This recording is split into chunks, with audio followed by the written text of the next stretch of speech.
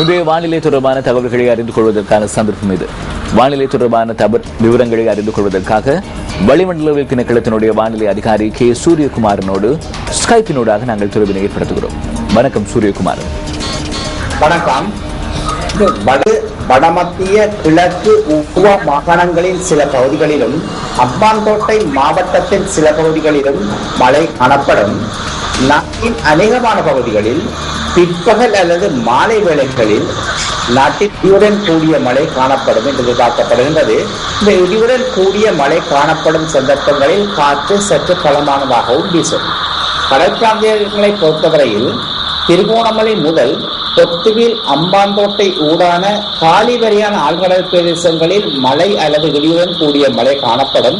கடல் பிராந்தியங்களில் காற்றின் வேகமானது மணிக்காலத்துக்கு 30 கிலோமீட்டர் முதல் 40 கிலோமீட்டர் வரையான வேகத்தில் வடகிழக்கு திசையிலிருந்து காற்று வீசும்.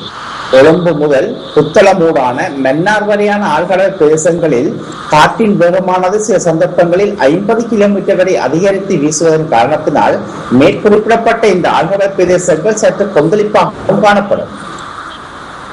நன்றி.